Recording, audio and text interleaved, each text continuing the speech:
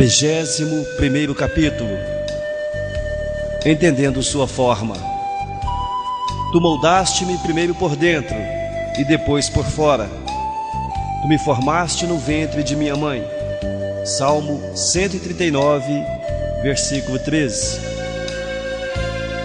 Somente você pode ser você. Deus projetou cada um de nós de modo que não houvesse réplica em todo o mundo. Ninguém tem exatamente a mesma composição de fatores que o tornam exclusivo. Isso significa que ninguém mais na Terra será capaz de desempenhar o papel que Deus planejou para você. Se você não fizer sua contribuição individual para o corpo de Cristo, ela não será feita.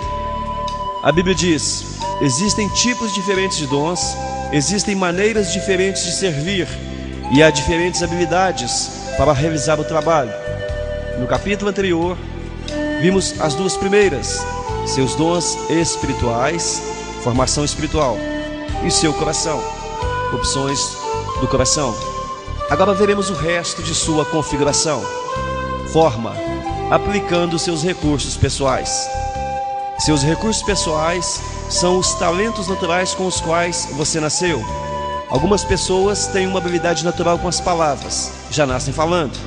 Outras têm habilidades atléticas naturais, destacando-se em agilidade física. Outros ainda são boas em matemática, música ou mecânica.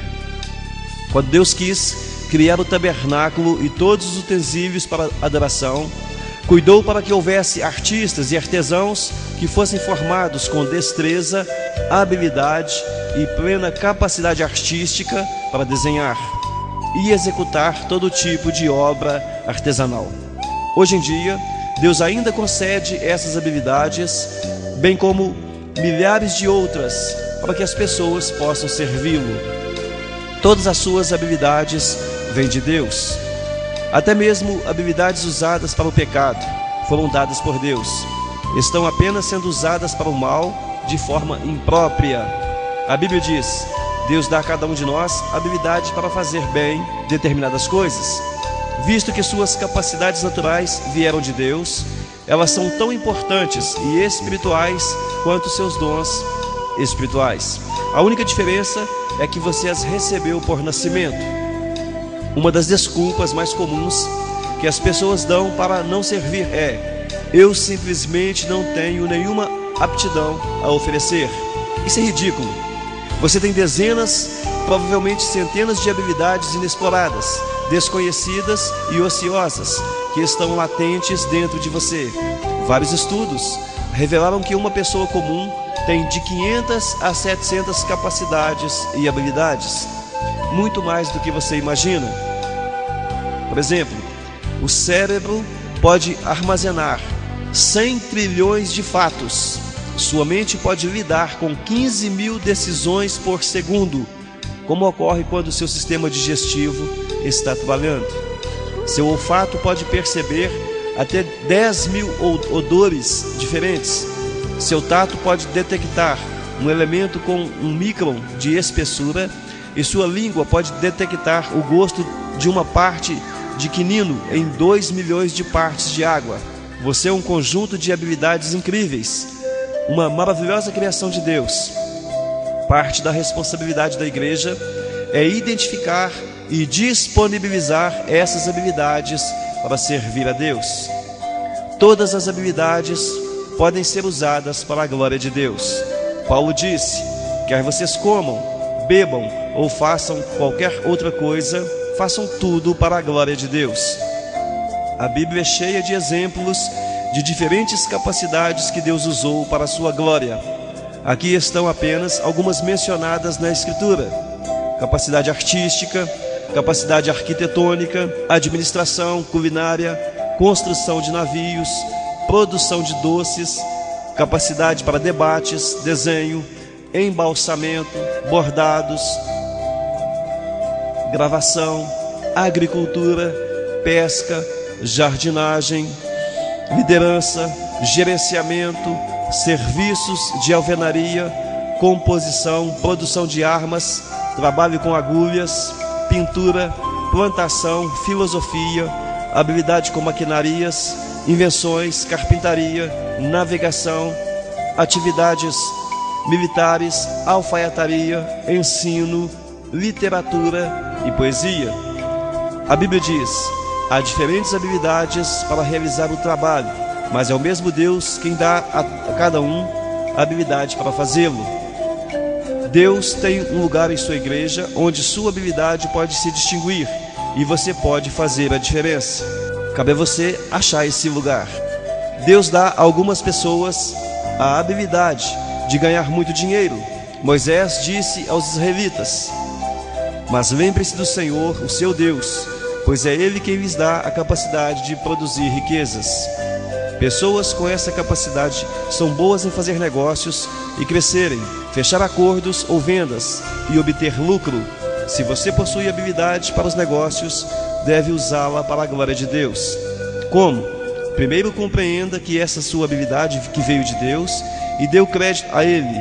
Segundo, use sua empresa ou negócio para auxiliar na necessidade dos outros e partilhe sua fé com os que não creem. Terceira, devolva ao menos o dízimo, 10% do lucro para Deus, como ato de adoração. E por fim, fixe para si a meta de ser um construtor do reino, em vez de ser um construtor de riqueza. Vou explicar isso melhor no capítulo 33. Deus quer que eu faça aquilo que eu sou capaz de fazer. Você é a única pessoa na terra que pode usar suas habilidades. Ninguém mais pode assumir o seu papel, porque ninguém mais possui a configuração exclusiva que Deus lhe deu. A Bíblia diz que Deus equipa você com tudo que você necessita para fazer a sua vontade. Para descobrir a vontade de Deus para a sua vida, você deve examinar seriamente em que você é bom e para o que não tem habilidade. Se Deus não lhe deu a habilidade de cantar bem, não esperará que você seja cantor de ópera. Deus jamais lhe pedirá que dedique a vida a uma tarefa para a qual você não tem talento. No entanto, as habilidades que você efetivamente tem são um forte indício do que Deus quer que você faça com a sua vida. São pistas para que você conheça a vontade de Deus para você. Se você for bom em projetar, recrutar, desenhar ou organizar, é seguro supor que os planos de Deus para a sua vida incluem tal habilidade de alguma forma. Deus não desperdiça habilidades. Ele combina nosso chamado com nossas habilidades. Suas habilidades não foram concedidas apenas para que você ganhe a vida. Deus as concedeu para que você exerça seu ministério. Pedro disse: Deus deu a cada um de vocês algumas capacidades especiais. Estejam certos de as estarem utilizando para se ajudarem mutuamente, transmitindo aos outros as muitas espécies de bênçãos de Deus. Enquanto este livro é escrito, aproximadamente 7.000 pessoas estão usando suas habilidades para o ministério na igreja de Sarebec, suprindo todo tipo de serviço que você possa imaginar, consertando carros doados para que sejam dados aos necessitados, achando os melhores negócios para as compras da igreja, trabalhando com paisagismo, organizando arquivos, projetando arte, programas e prédios, fornecendo tratamento de saúde, preparando refeições, compondo músicas, ensinando música, escrevendo propostas de subvenções, treinando times, fazendo pesquisas para sermões ou traduzindo-os e realizando centenas de outras tarefas especializadas. Dizemos aos novos membros: não importa no que você seja bom, seja o que for, você deve estar fazendo para a sua igreja. Forma, usando o seu modo de ser. Não nos damos conta de como cada um de nós é verdadeiramente único. As moléculas de DNA podem se reunir em um número infinito de formas. A possibilidade de você algum dia achar alguém exatamente igual a você é de 1 para 10 elevada à potência de 2 trilhões e 400 bilhões. Se você fosse escrever esse número com cada zero de espessura de 1 polegada, seria necessário uma tira de papel com 60.000 quilômetros. Para que você coloque isso em perspectiva, alguns cientistas acreditam que o número de todas as partículas do universo não passa de 10, seguido de 76 zeros. Um número muito menor que as possibilidades do seu DNA. Sua singularidade é um fato científico da vida. Quando Deus o fez, Ele quebrou a forma. Nunca houve nem haverá alguém exatamente igual a você.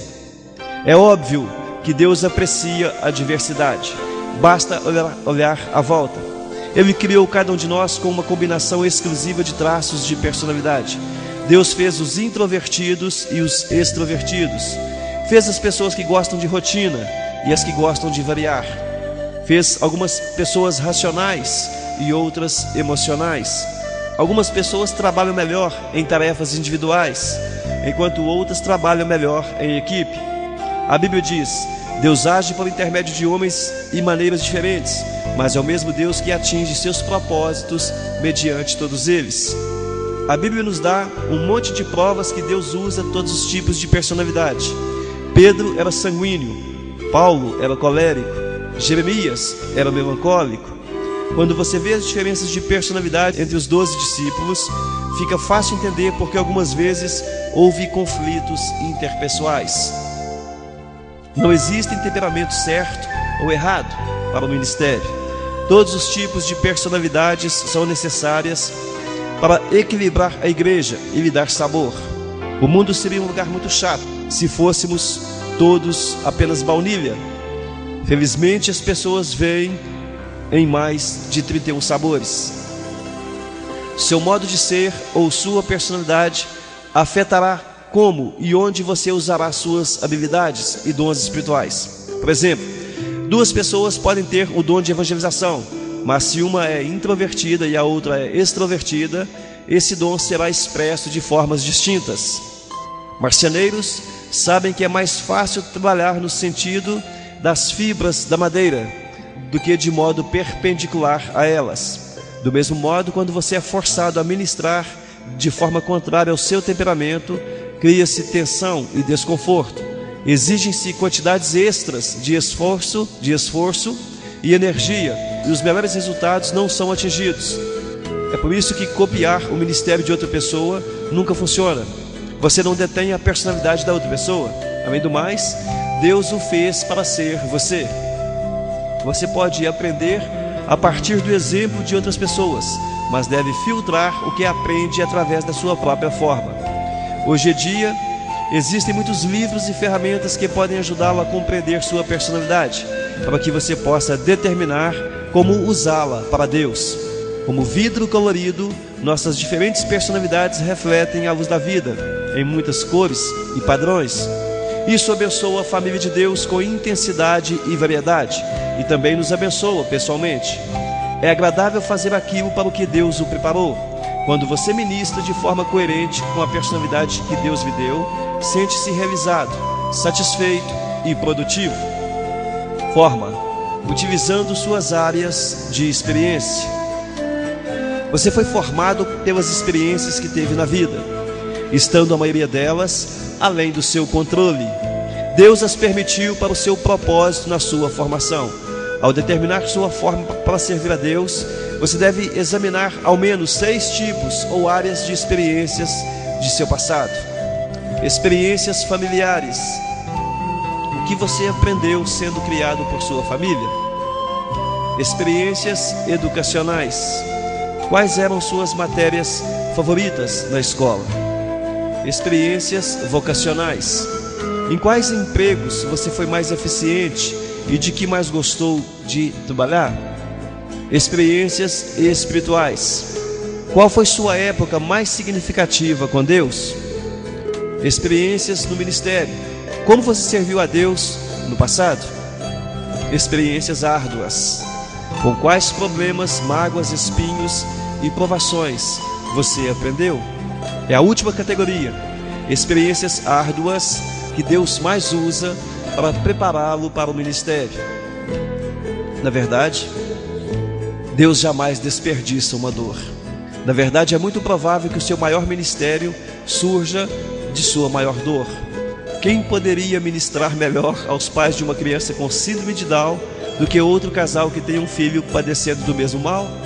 Quem poderia ajudar melhor na recuperação de um alcoólatra do que alguém que tenha combatido esse demônio e tenha achado a liberdade? Quem poderia confortar melhor uma esposa que tenha sido trocada por um amante do que uma mulher que tenha passado pela mesma agonia? Deus intencionalmente permite que você passe por experiências árduas, a fim de capacitá-lo a ministrar a outras pessoas. A Bíblia diz: Ele nos conforta em todos os nossos problemas, de modo que possamos confortar outros. Quando alguém estiver atribulado, seremos capazes de dar-lhe o mesmo conforto que recebemos de Deus. Se você realmente deseja ser usado por Deus, deve entender uma verdade poderosa: as mesmas experiências que lhe trouxeram mais arrependimento e ressentimento na vida, aquelas que você queria esconder e esquecer, são as que Deus quer usar para ajudar outros. Elas são o seu ministério. Para que Deus utilize suas experiências dolorosas, você deve estar disposto a partilhá-las.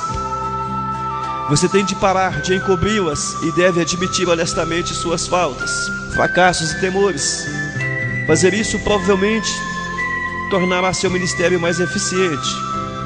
As pessoas se sentem mais estimuladas quando lhes contamos como a graça de Deus nos ajudou na fraqueza, do que quando fazemos alarde sobre a nossa força. Paulo compreendeu essa verdade. Por isso era honesto sobre seus acessos à depressão. Ele admitia: eu acho que vocês devem saber, amados irmãos, que tempos difíceis nós atravessamos na Ásia. Fomos realmente esmagados e oprimidos e tivemos medo de não conseguir sobreviver. Sentimos que estávamos condenados à morte e percebemos como éramos fracos demais para socorrer-nos a nós mesmos. Isso porém foi bom, porque assim nós colocamos tudo nas mãos de Deus, o único que poderia salvar-nos, pois é capaz de até levantar os mortos.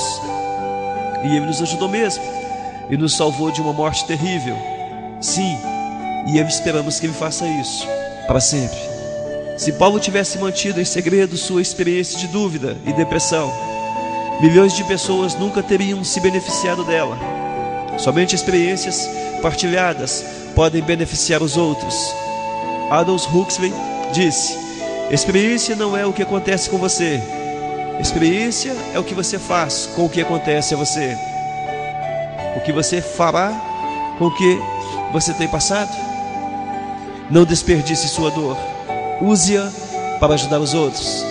Após termos visto essas 5 vias que Deus utilizou a fim de moldá-lo para o seu serviço, espero que você venha apreciar mais profundamente a soberania de Deus e tenha uma ideia mais clara de como Ele o preparou para o propósito de servi-lo. Utilizar a sua forma é o segredo tanto da produtividade quanto da realização do ministério. Você alcançará sua eficiência máxima quando utilizar seus dons espirituais e habilidades na área de interesse de seu coração, de uma forma que melhor expresse sua personalidade e suas experiências. Quanto melhor o enquadramento, mais bem-sucedido você será. 31º dia, pensando sobre meu propósito.